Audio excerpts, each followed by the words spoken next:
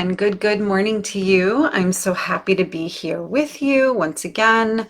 Whether you're here live with me or watching the replay, doesn't matter as long as you are tuning in to get some goodness for your parenting and hopefully for the rest of your life. The stuff that I talk about with parenting really has to do with human relationships and taking care of ourselves better and better. I use parenting as a portal to get to all of that good stuff because I think that parenting, and in my experience, it's true. I don't just think it, that parenting is not only the most important job any of us could ever have, but it's also the most challenging in the sense that it is the place where you are going to have your buttons pushed like nowhere else. You're going to be challenged on the level of being fatigued and depleted. And really, it's where the rubber meets the road as far as how are we going to be the best versions of ourselves under some of the most difficult conditions. And especially if you have a difficult child, that is going to be something that is really going to test you day in and day out. And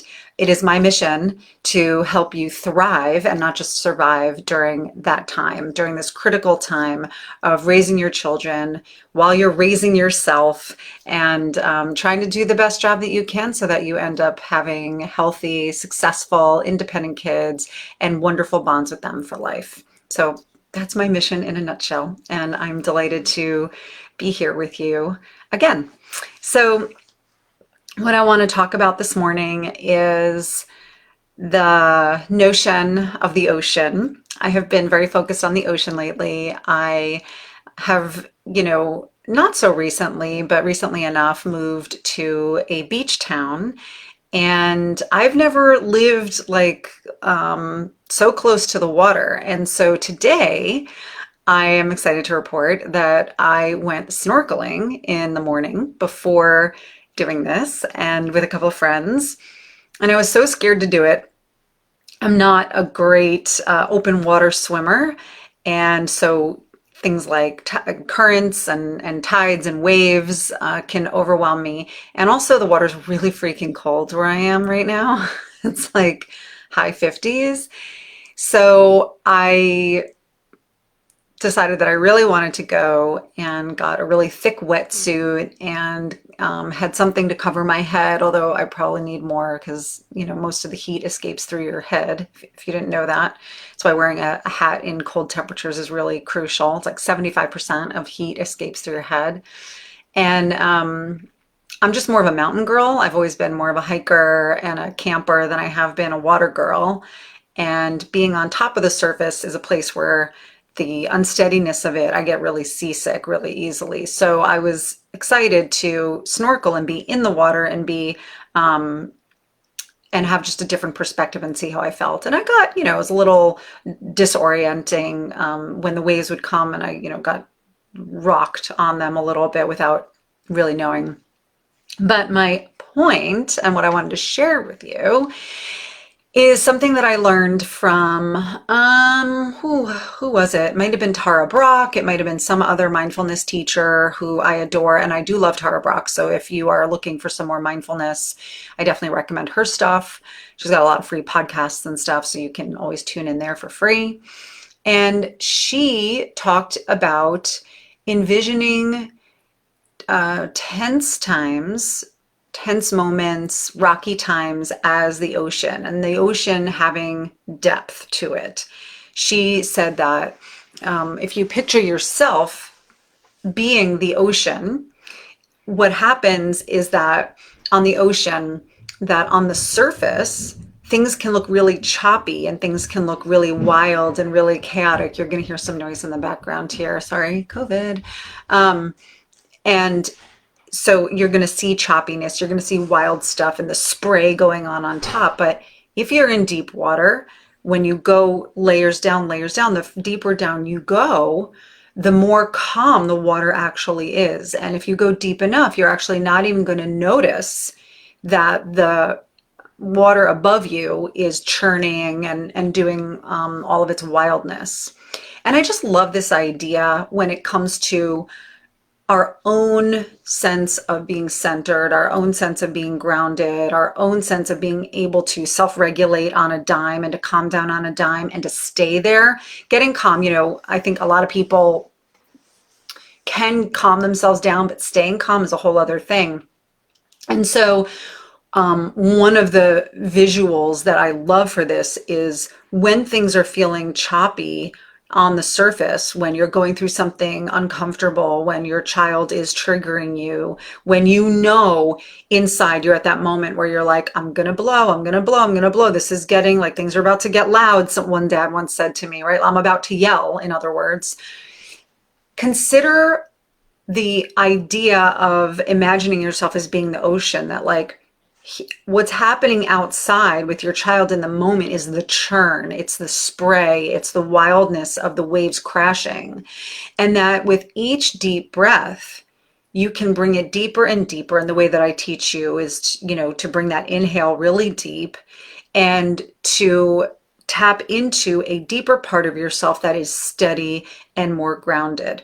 Now, of course, this isn't going to happen just because you want it to, and it's certainly not going to happen in the moment just because you know in your head you're supposed to get calm. It's going to happen with repetition of practice, and good practice, not practicing it half-heartedly or half-assed, practicing it on your own time, away from the churn and the swirl of being with your kids. And that's really what a steady practice, a stillness practice, a meditation practice, whatever you want to call it, that's the point of it, is to practice it away from the heat of the moment, the churn and the swirl of the moment, so that when you get to that moment, it's ready to go for you. You're building muscle memory every time that you do the reps.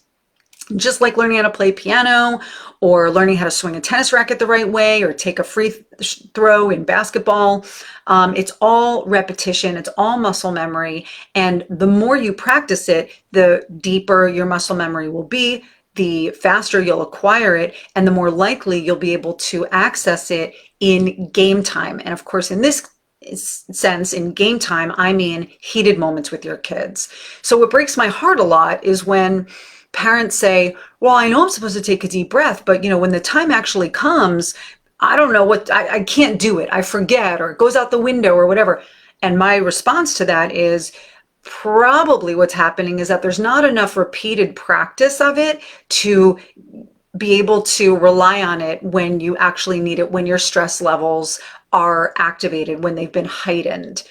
And you see this, as a player and as a coach, I can tell you that it's very, very hard to access what you've practiced in your practices when you're in game time, because game time is like, there's a whole other level of stress. Things are happening faster. Your body is more flooded with hormones.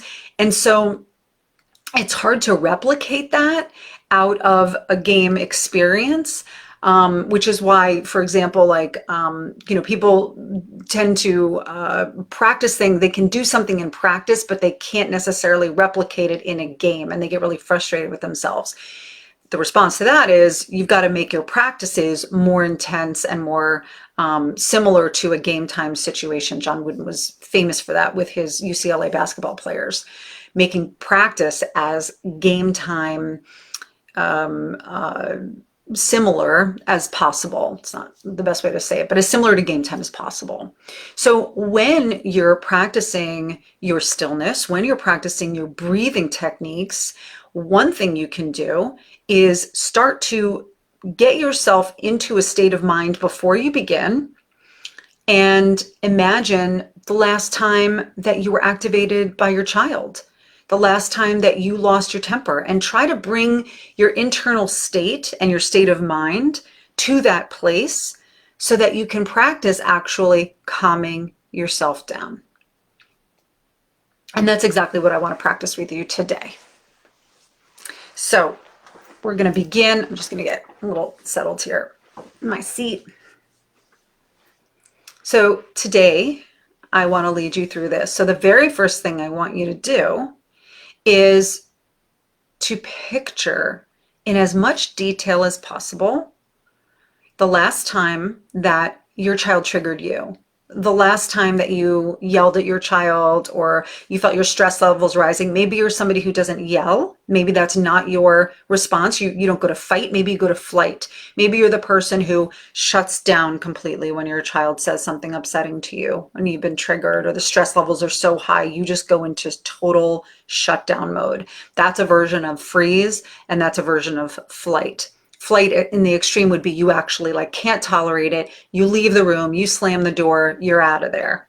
So picture the last time that this happened, that you were driven to the point where you either fought back by yelling or doing something that you probably later regretted, that you went to flight mode where you actually left the room, couldn't tolerate it, just kind of checked out, maybe probably physically in some way. Or you went into freeze mode where you just shut down. And maybe for you, that meant, you went and, sat and just like ate your way through it. Or you had the kind of response where you were just kind of like a deer in headlights, just sitting there and did not know what to do, totally frozen. Those are all three very normal stress responses or reactions. And what I want to practice with you now is learning how to respond instead of go to that place completely.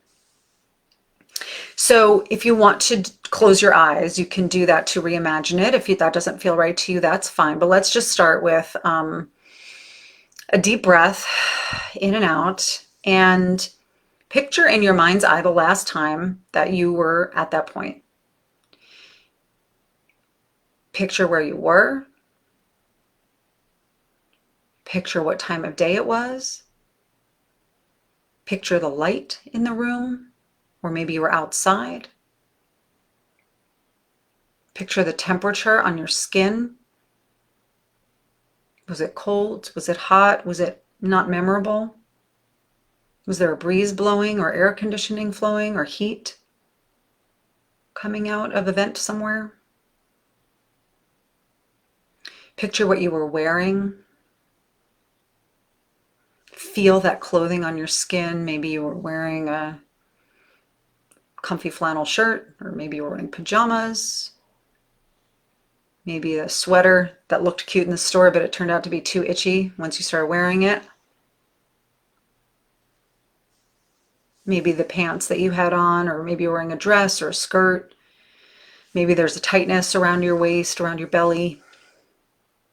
Maybe not. Picture the feeling of your feet in that moment, the shoes, the socks, maybe you were barefoot. Your hair, if you were somebody with long hair, did you have it tied back in a certain way? Was it long and flowing on your neck? Really picture where you were and what the scene was. And picture your child in that very moment, what he or she was wearing or not wearing, what their hair looked like, what their face looked like. And then very consciously call to mind what your child did or said that was sending you through the roof in your own way. Remember, you could have either been in fight, flight, or freeze mode. There's no right or wrong. That's just your hardwiring to that moment. Remember exactly what they were saying. Picture it in your mind's eye. And if you don't remember the exact words, that's okay. Remember the tone of your child's voice or the pace of their body, how they were moving their body. As humans, we interpret tone of voice and body language much, much more deeply and accurately than we interpret words. And just for a moment, let yourself go there. Give yourself up to that scene all the way to the point where you get to your reaction, where you yell, where you shut down, or you leave. And feel that feeling. Notice where you feel it in your body to the best that you can. Maybe it's a tightness rising in your chest and then your throat. Maybe it's your shoulders rising up or getting tense in the back. Maybe it's numbness If you're somebody who freezes, there will be a quality of numbness washing over you. Maybe there's a tingling sensation before you numb out. Picture the scene in as much vivid detail as you can to bring your body to as close to that state in your memory as you can.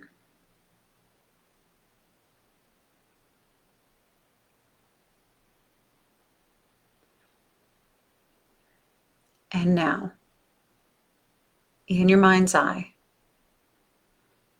I want you to imagine that your body, is the ocean. At the top of your head is the churning swirl of what's going on.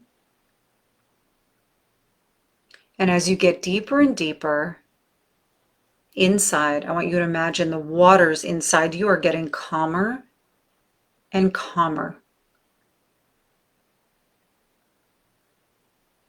And from here, we're going to inhale by inflating our belly, bringing the air all the way down to the base of our belly and accessing that calm spot. So with me now, inhale through the nose. Imagine that air coming in through the nose and traveling all the way down to the pit of your belly or the base of your spine, wherever you feel it or can picture it better. And rest there for just a moment before you exhale. And as you exhale, reverse the trajectory of the breath as it rises from the base of your belly back up to the top of your head, and there's just a little less churn at the top of your head. Now we're going to take another inhale. Inhale, inflate the belly, bring the breath in your mind's eye all the way down to the base of your belly, inflating the belly all the way and resting there, finding that calm, that steady water. And then exhale, push the air out. Imagine that your concentration is rising inside to the top of your head with a little less churn on the surface. And then one more time, inhale, inflate the belly, bring your attention all the way down to the base of your belly as the belly fills with air. Pause at the very last extension of your belly. Calm water all around you. Nothing is moving. And then exhale, push the air out. Let your attention rise inside all the way to the top of your head where the water has now become calm. And relax in this calm water for a moment. In your mind's eye, picture your child who is now calm. Picture yourself smiling gently at your child. Let your eye creases soften. Let the corners of your mouth soften. Maybe tip up slightly into a very subtle smile. Breathing in the calm water, knowing that you're floating in calmness.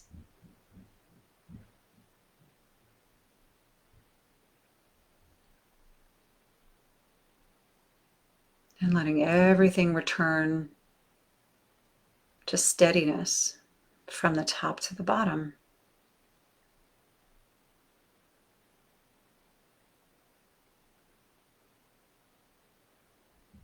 Let's level up from here with your calm water, breathing in and out, wave by wave. Imagine that your child is now actually not calm, that your child is starting to show signs of being fussy, unhappy, melting down, the earliest signs of it, the whining, the grasping at you, the calling your name.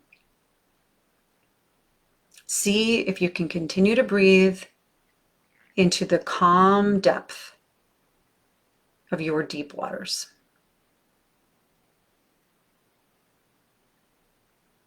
Inhaling all the way down as your belly inflates, and then exhaling all the way up as your belly empties out.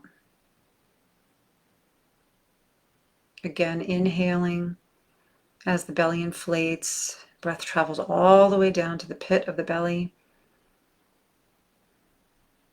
And then the belly empties as your attention floats back up to the surface. And one more time, inhaling, bringing your attention all the way down to the ocean floor of your belly. And then exhaling, your attention rises like a bubble floating to the surface. And then one more time, I want you to picture your child now cranked up. Your child is now doing the thing that sent you through the roof the last time, sent you to fight, flight, or freeze. And one more time, as your child is losing it, you are going to access the deep part of you that is steady and still. So inhale, bring the breath all the way down to the ocean floor of your belly. Inflate. And then as you exhale your breath, the attention rises up to the surface like a bubble, floating up effortlessly. Your face is neutral. And inhale, bring that attention down all the way to the bottom of the belly as you inflate. And then on the exhale, empty the belly. Let your attention float up to the surface like an air bubble inside of water. Last time, your child is still not calm, and you are. You're breathing. Inhale. Bring your attention all the way down as your body feels calm the deeper you go. And then exhale with the same ease, letting that calm float up to the surface. And rest here at the top. Enjoy the sensation of floating, of being present, and the feeling of being powerful enough where you can witness something that is upsetting, because your child's having a hard time is very upsetting. And it's also true that you don't have to get churned up in their wave. And it's also true that witnessing somebody going through a tough moment doesn't mean that you have to be neutral. It doesn't mean that you have to be cold or aloof. You can witness somebody with empathy, right? You can soften your face. A lot of people in their mindful practice become so mindful with their children that their children experience them as being cold and aloof. Oh, that's so interesting that you are having a hard time right now, that you are throwing yourself on the floor right now. They're able to name what's going on without judgment, which is the essence of mindfulness, of course. But the practice of mindfulness is being able to bear empathetic witness, kind witness, compassionate, to be a compassionate witness without getting trapped in the stories that go around it, and certainly without getting pulled into somebody else's story. A healthy sense of detachment. And by healthy detachment, I mean compassionate. So I don't want you to mistake this exercise for anything besides being able to bear kind, compassionate witness to your child without getting roped in, without losing it and without getting trapped in your own story. This is an empowering way to help your child go through a difficult moment, difficult tantrum. That's what to do in the moment.